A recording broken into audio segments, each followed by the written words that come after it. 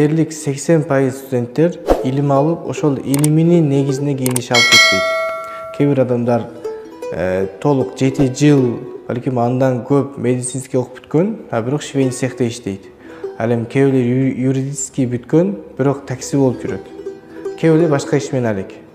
Ошолор башында тапшырып атканда, окууга тапшырганда окуунун бир университеттин чоңдугун карап, же досторун карап, же башка нерсени карап окууга тапшырган.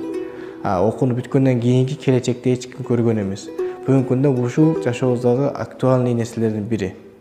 Бир-эки диплому бар, бирок ошол окуган окуусунун негизинде эч ким кетпейт. Ошого азыр жаңы окуп жаткан же болбосо жаңы илим жолун баштап, балким биринчи курсту, экинчи курсту бүтүп аткандарга дээрлик жалпы эле баарына айтат элек, окуп жаткан окууну багытты андан кийинки келечекти да кароону.